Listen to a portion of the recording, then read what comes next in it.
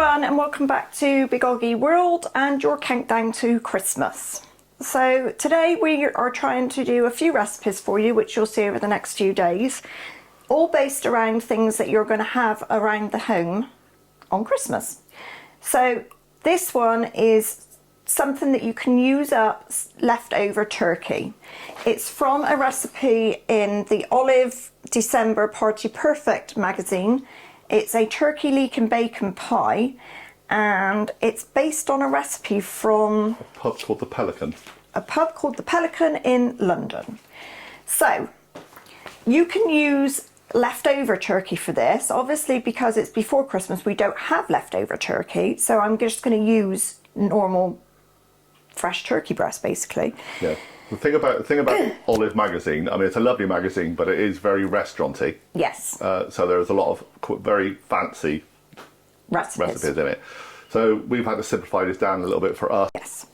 So the first thing you do is you get your turkey. So I've got turkey breast, which I've diced, and already diced turkey thigh.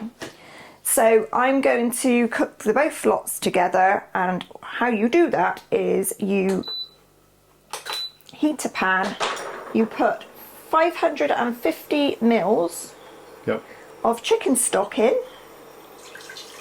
Now all the ingredients will be listed below. There are a fair number of them, but it's not as complicated as it seems, because obviously we're simplifying it down a little bit.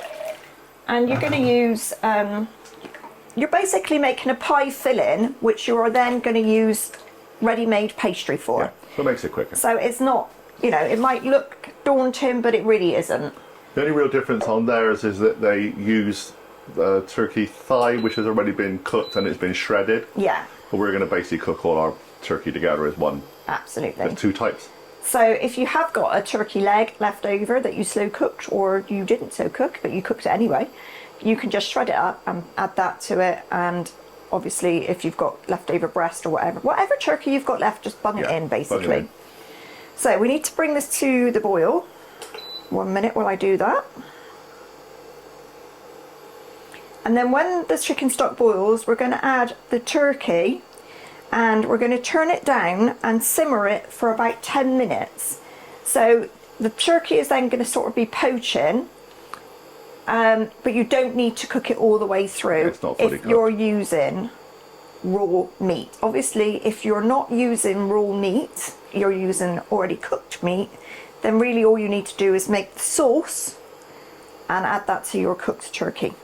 So, as John said, there will be a list of ingredients, but also the list of stages of the recipe, so you can just pick out the saucy bits, make the sauce, add it to your cooked chicken, turkey, and away you go. Yeah, I think for this one we will actually put the details how it's cooked, because it's a couple of sections and you can do which bits you like in it. You'll understand when you actually watch the video what we're doing, what we're not. So we're going to come back because we've got to prep some veg to go in this, and that's what you do. You basically put this in, put the meat in there, and then we'll you prep the veg while you're waiting. Okay, so the turkey has been simmering away for 10 minutes now. Poaching, really, I guess. Yeah, it's been poaching.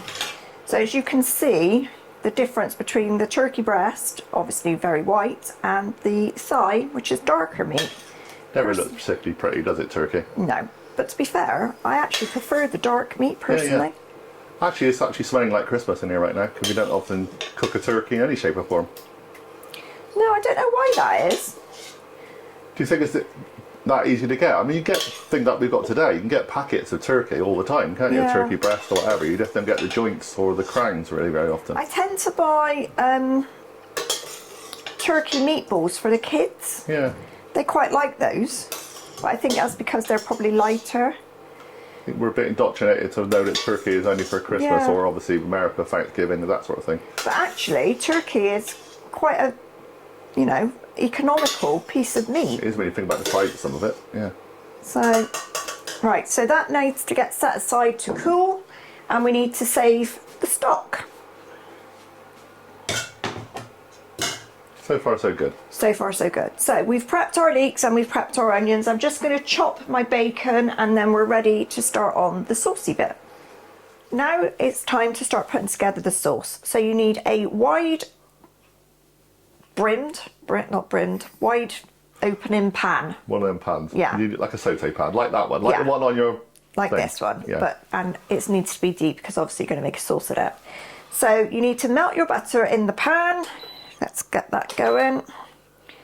And once the butter's melted, you're going to add your onions and a clove of garlic. Now if you've been around for a while, you will know I always use garlic paste because it's something that I've always got in the house. It's in the fridge or in the cupboard, depending on if it's open or not.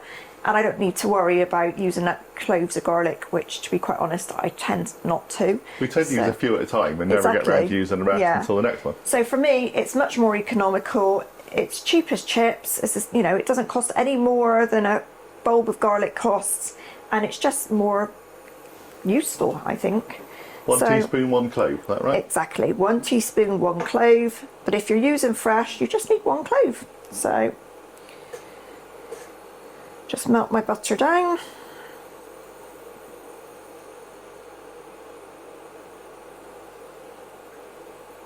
It's already smelling very Christmassy in here. Turkey's got a very distinctive It's quite smell. a strong smell. Yeah. And that, along with onions and stuff, smells like Christmas morning already. Now there's no real veg in this except for the leeks and the onions, so it's pretty much a turkey cream pie. But I believe you can serve it with, well, your usual Christmas stuff. They're actually recommending buttered carrots and stuffing, but obviously new potatoes, roast potatoes, anything like this is a pie, for God's sake. Absolutely. And you know, if you are making a leftovers pie, so it's leftover from your Christmas turkey or whatever, then maybe you've got extra vegetables left over from Christmas Day as well, and you can make bubble and squeak, and it would be perfect with that. If you haven't, just do a load of mash. It's a pie. Absolutely. Pie, mash and gravy. What could anybody want more than that? Right, throw your onions in, love. Let's get cracking. Yes, sir. Well, I'm just thinking people don't want to watch butter melting for the next 10 minutes, do they? Well, I can't help that. That's I can true. only go as fast as me little thingy will let me go. I could always edit you out if you want. You could edit me out. I could be deleted from my own show. I've done it with a couple of wives before. Now, what were we saying? Sorry. Steady on. Because it could be a long, cold Christmas for you. It could. There's a song there somewhere. Right. So.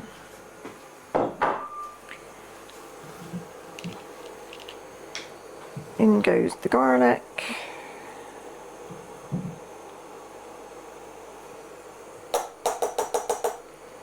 See, how could that not be easier? Nice throw, by the way. It landed in the sink if you actually saw what happened there. Right, so we just sweat this down for about 8 minutes. 6 to 8 minutes. And then we'll come back. We will. Okay, so they've been cooking now for a good 5, 6, 7 minutes. And the next thing is to add your bacon. Now you can cut your bacon as small or as chunky as you like, but as John said, there really is only turkey and leeks and onions in this. So for me, I'm going to leave my bacon a bit chunky because I want to know it's there. If you chop it too finely, it will just get lost. So you're going to cook this now until your bacon is cooked, so it'll be bright pink, and then we're going to add the leeks. Okay, so the next thing we're going to do is I'm going to add a little bit of salt and pepper, and then I'm going to add my flour. I'm adding salt because we're using unsalted butter. But obviously we're not sure how salty the bacon is. We're using smoked bacon, but again, that's your personal choice. So just add a little bit of seasoning and give it a stir around. There we go. And then we're going to add 125 grams of plain flour. We're going to stir it in until it makes a paste. So this is in effect like a bit like a roux, or a lot like a roux in fact. A roux with extras. You'd normally do the roux first, wouldn't you? Hence why you want a wide brim pan. Exactly. So you need to cook this out because you don't want to see any dry flour. And if you cook it a little while, it sort of takes the floury taste away, which is what you don't want.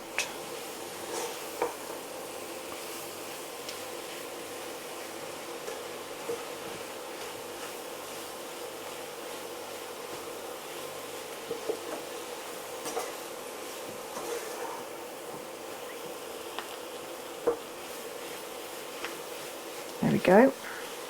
Okay, so now you've got a kind of an unctuous paste, yeah?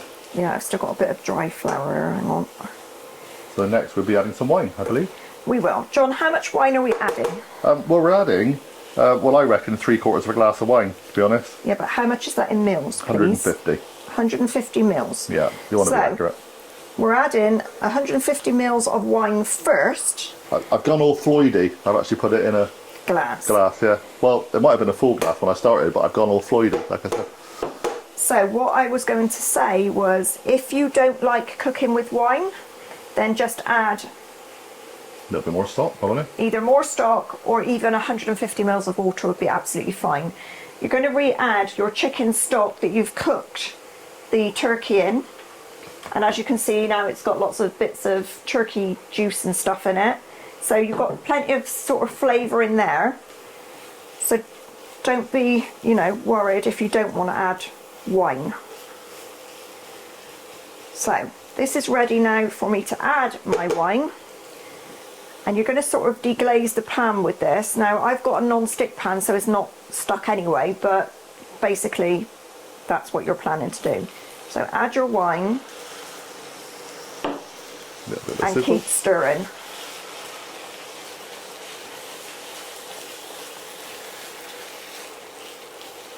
And as you can see, it starts making like a really thick sauce. So we're going to cook this for a few minutes.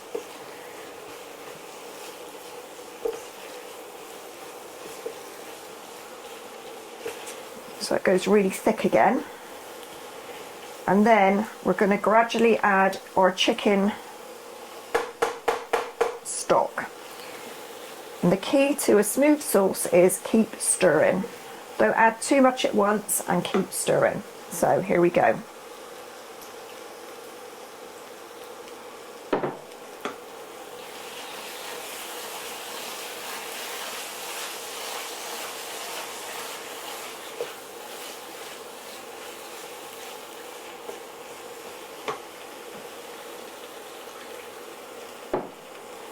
I will say it's pretty creamy already, but we are going to add cream at the final stage of the sauce. Yeah.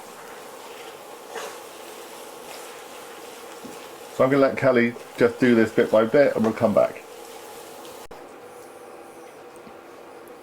Okay, so that's all our stock in, and as you can see, this sauce is smooth and shiny. So the next thing you do is add back in your turkey, and obviously there's some juice in there as well, so all that goes in. Just going to gently fold that through because I'm on the limit with my pan.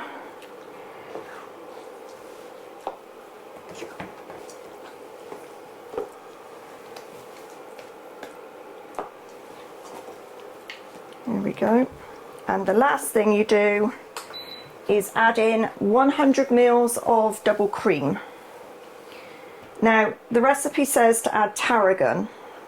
We personally don't like tarragon. You're not an aniseedy person, and tarragon's slightly aniseedy, if I remember rightly. So if you want to add tarragon, please do. If you want to add any other dried herbs or fresh herbs even, then add what you or your family like. Let's be honest, stuff, any kind of stuff would work. Sage would work a little bit. Yeah, thyme sage, would work. thyme would work. Anything that goes with turkey works. Parsley obviously always goes with everything, so you can chuck some parsley in. At this point, I'd just like to apologise for the fact that our sunscreen hasn't quite worked, but we did a good job. I'm showing you a quick picture of what we actually did, because we don't have a blind right now on our window in the kitchen. The problem is that the sun moves round. I know, blooming typical, isn't it, eh? So I've stirred that through, and now what we need to do with this is set it to one side and leave it to cool before we try to assemble our pie. Because that is the actual filling done. That is your filling completed. So, put that to cool, come back for the pastry. Yeah, I'm going to tidy up and we'll be back. Okay, so our pie filling is now cold, or near cold anyway. I have generously buttered a pie dish, as you can see. My tip would be, if you're buying oblong pastry, that you use an oblong dish. Yeah, we can't find one at the moment. Never mind. So I am going to take my sheet of shortcrust pastry and line the base and the sides of this pie dish. Now, because it's not round, I may have to patchwork it, but you're not going to see the bottom of it, so it really doesn't matter. So I'll just do that and then I'll be back when I've done that. Okay, so there is my pie dish all lined and ready to go. As you can see, I've patched it. You need a pie dish with a rim because you need to attach the 2 pieces or 3 pieces of pastry all together.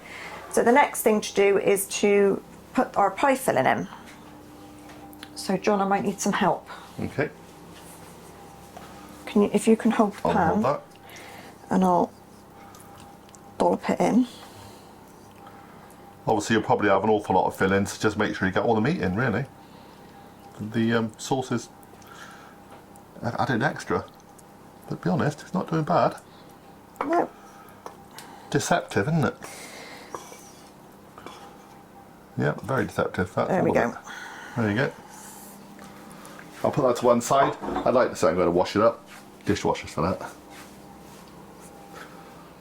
Okay, so we've got a nice full pie, which is what you want. You don't want a load of pastry. I'm going to, just to make sure there's no air bubbles in it. And the next thing we need to do is to take one sheet of our puff pastry, because this is your top. Yeah, it's an interesting pie because this to me is a proper pie, as in it's got a pastry bottom and not just one of those ones in a pub where you get a puff pastry top and it's nothing. Yeah. Yeah. So the first sheet of puff pastry is going to go over our pie like a normal lid. Now bear in mind that this recipe is from a posh pub stroke restaurant in London. So that's why we are using 2 sheets of puff pastry. But you don't need to, not if you really don't want to. It's just to make it look nice. So this is going to go over the top. And I'll be right back when I've rustled it on. Wrestle with it, girl, wrestle with it.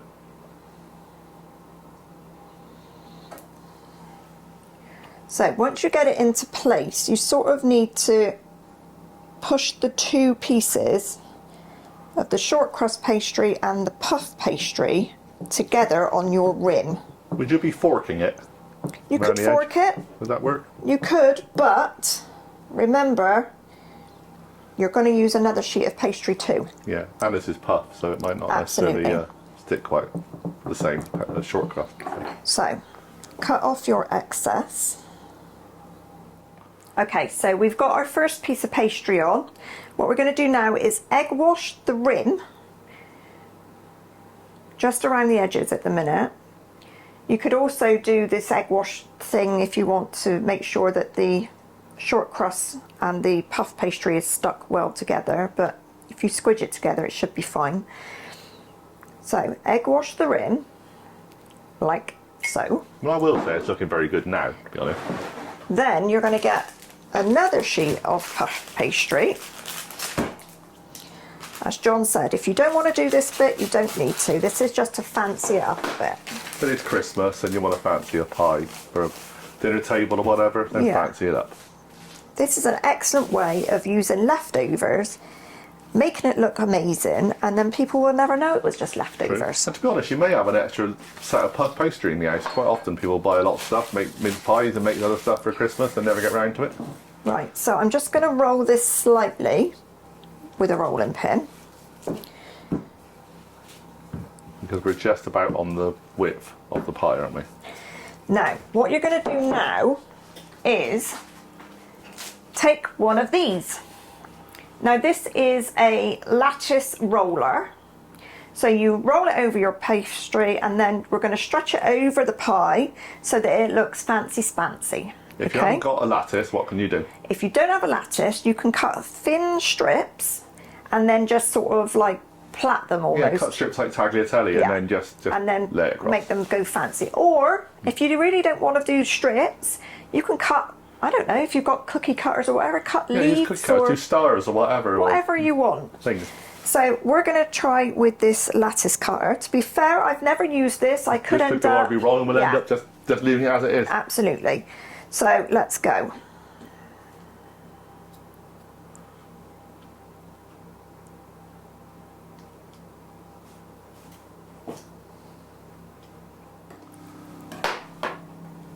So darling, whilst we just finished off the trim, what happened? Right, as I said, first time you ever used one of these, by the way. I've never used a lattice cutter and I obviously wasn't pushing hard enough on it, so it didn't really go right the way through the pastry. And then the pastry becomes warm and it comes very, very delicate. It's impossible to move. So you can't move it. It's fine. So I've gone through and I've cut it with a knife. As you can see, some areas we managed to stretch out, others we didn't. But remember, guys, this is puff pastry, so it's going to puff up anyway and it's going to look pretty anyway, which is all we're doing it for. The extra piece of pastry was just literally for show. So now the next thing to do is to egg wash it all over so that it comes out nice and golden brown. Yeah, the lattice just to make it pretty, but the egg wash is important. And then you're going to put it into the oven at 170 degrees fan, which would be about 190 if you don't have a fan. And you're going to cook it for 45 to 50 minutes. Remember, your filling is not completely cooked because when you started with your turkey, you didn't cook it all the way through in the stock. So you need to give it a good 45 to 50 minutes. And then that's your pie done. So I'll put it in now and we'll be back. 45 to 50 minutes. Later, yeah. See you in a minute. There we go. That looks pretty damn good. Yes. So as you can see, the top piece of puff pastry was purely for decoration. I think it looks alright. I think it looks okay. Yeah. I mean, this channel is never about perfection. It's just about family cooking, realistically. Exactly. We just have a go family cooks. Have fun. So that looks delicious. It smells amazing. And we're going to have that for our tea. We are, yep. We're going to finish this video now. You'll show a little piece of this later when it's been dished up, and I've got to make a thumbnail for it, obviously, because we're working on the next recipe already, and we can't do a proper finish with the main camera. No. So please subscribe, hit your notification button, and give us a thumbs up. Stick with us now. We're near the end of Christmas. We've done amazing, I think, to get through this far. We've done daily vlogs from basically the middle of November, really. We have, yeah. So we're pretty tired, but I hope you've really enjoyed it because we've enjoyed doing it. And we'll see you all again tomorrow. Not tomorrow. Tomorrow. What is tomorrow? I'm not sure what you're going to put on tomorrow. What you put on tomorrow? Oh, this goes on tomorrow. Are you sure? Yeah, sticky toffee pudding. You've lost the will to live, and you know what date you are anymore, do you? No, I don't. But I thought we were on a saucy weekend. We filmed that. Love, that was 2 days ago. I know, but tomorrow's a Sunday. Doesn't that count? We're filming on Saturday for Monday, right? Which we've done over there. Yeah. Go over there, and then for Tuesday, which is there. Yeah. And then Wednesday, which is there. Yeah. Welcome to a world of video and video creation and editing. I'm good. I'm just glad I you just do present, the recipes. I'll do all the work. Yeah. Okay. See you all again tomorrow. Bye, everybody. Bye for now.